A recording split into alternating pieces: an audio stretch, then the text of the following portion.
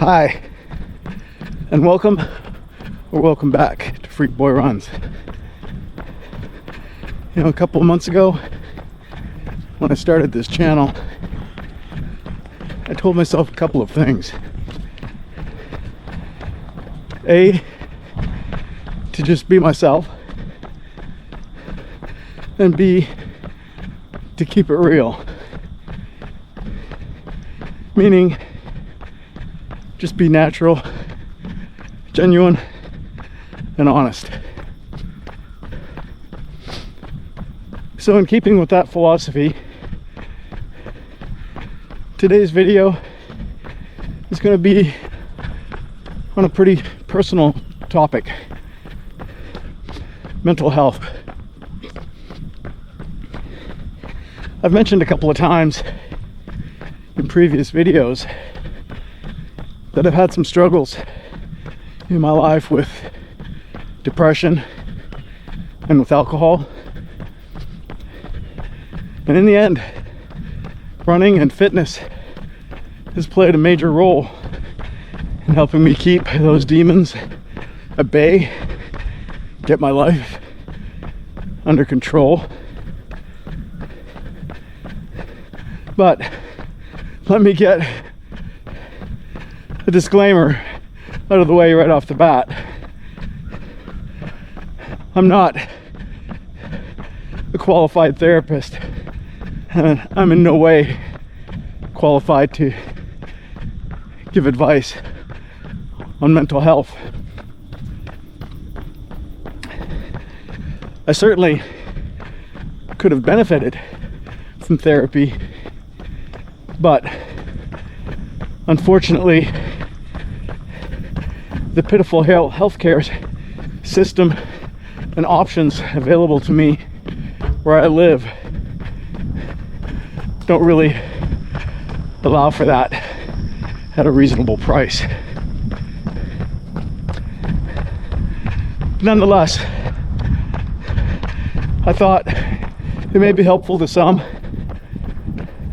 to hear my story. And so here goes.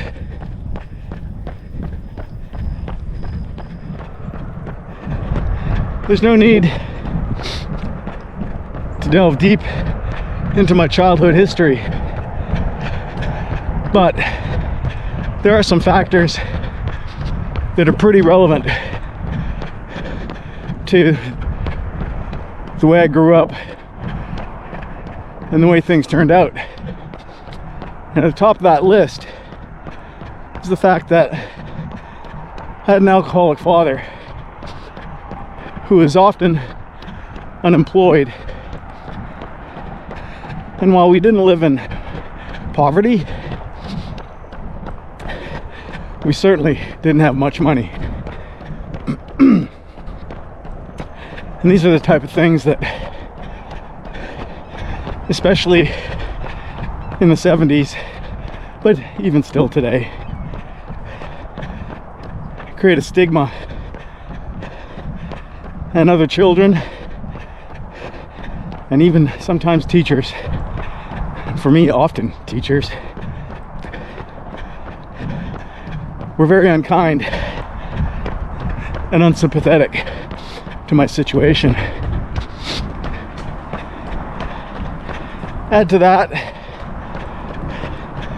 a history of depression in my family, and by the time I was an adult, I had some deep insecurities. But despite those things, I was able to still get a good education, and as an engineer, I gave myself the opportunity to put myself in a much better socio-economic position. And I swore to myself I would never end up like my father. And to be fair to myself, I didn't. I was never as bad as he was in terms of dependency on alcohol. But as I got older, I found that more and more often the solutions to my problems involved a bottle. And they were never solutions.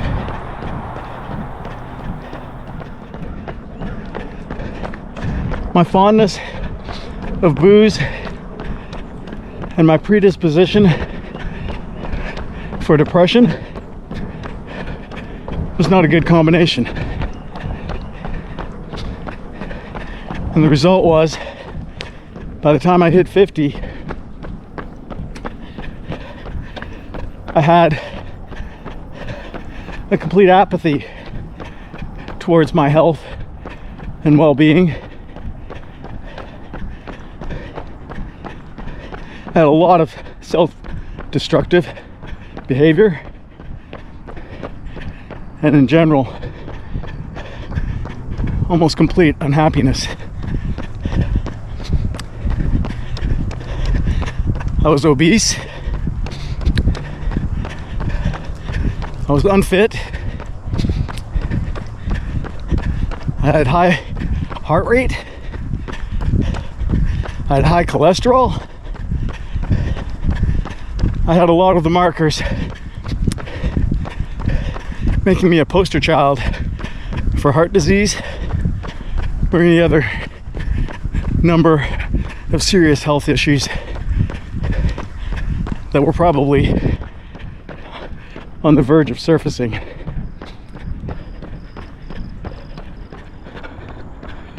Obviously, quitting alcohol was a crucial initial step. And deep down, I knew that booze was an issue for me. But I never was able to fully admit it to myself. And eventually, some bad things related to alcohol, some bad things happened. And I won't elaborate on those. But a person can probably guess of what kind of bad things might happen in that situation. And that was a bit of a wake-up call. But I still wasn't able or willing to put it behind me. And then something else happened. Wasn't related to alcohol at all. I was working on a ladder in my house and I fell and I shattered both wrists. And by some miracle, it was just shattering the wrist and not something much worse that could have happened. And I guess these things brewed away in my subconscious because that accident, it really gave me kind of a new perspective on the fragility of life. And I guess my subconscious went to work. And the next thing I knew, I realized I'd gone 60 days without having a drop to drink.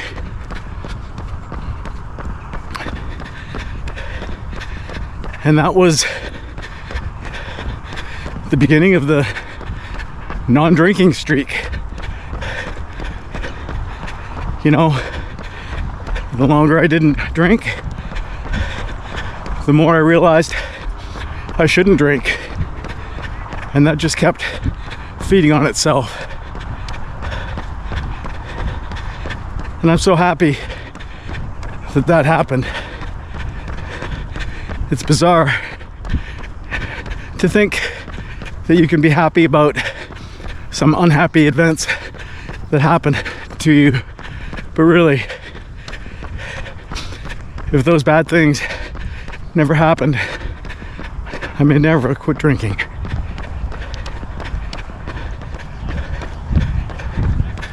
While quitting booze was a crucial first step, it still wasn't enough. The depression and negativity and insecurity and anxiety, that all ran pretty deep. But at least I didn't have the alcohol fueling that negative feedback loop.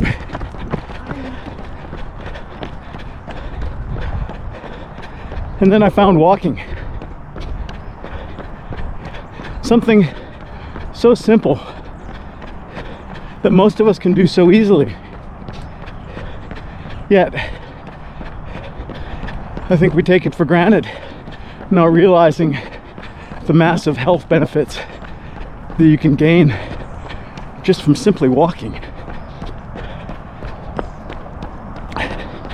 And full disclosure, I had already been walking and counting steps a little even before I stopped drinking.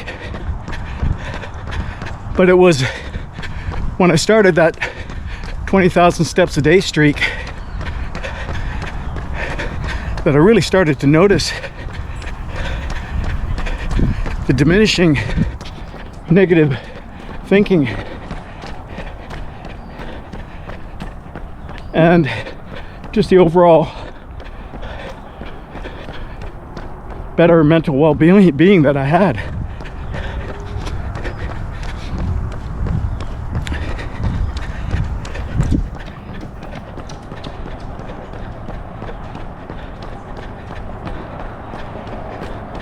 Now, it may have been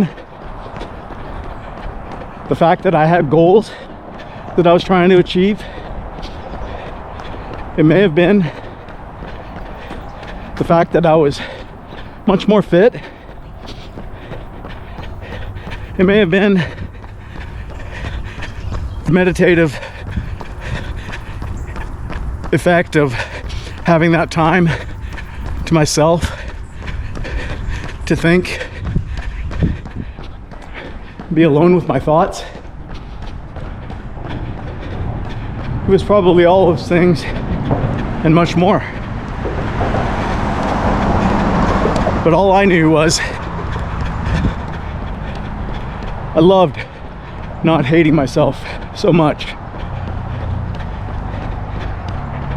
And I knew it was going to be important for me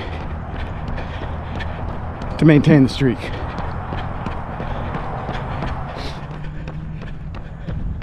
As I said a little earlier, my insecurities run pretty deep. And one thing walking wasn't really helping me with was building up my self-confidence. And that's where running really came into play.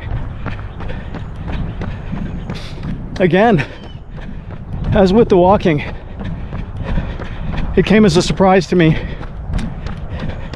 how much running ended up helping me with my overall mental well-being. Right from the beginning, just the fact that I could do it at all was a major boost. I had no idea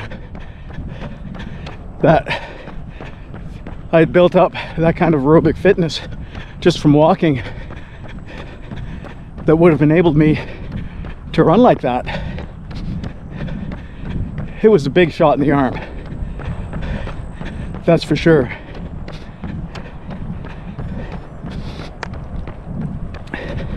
And the more I did it, the more I improved. And suddenly, I had another positive feedback loop in the mix. And that was just so great. Now, if I'm being honest, even today, self-confidence isn't really something I consider to be my strong suit. But it's getting better every day. And with every training session, and with every long run, and with every race, slowly it keeps sinking in deeper and deeper that I can do hard things.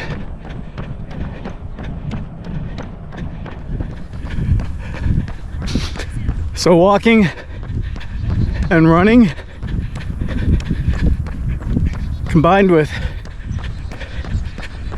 giving booze the old heave-ho, have absolutely and immensely improved my mental health. However, and here comes the big but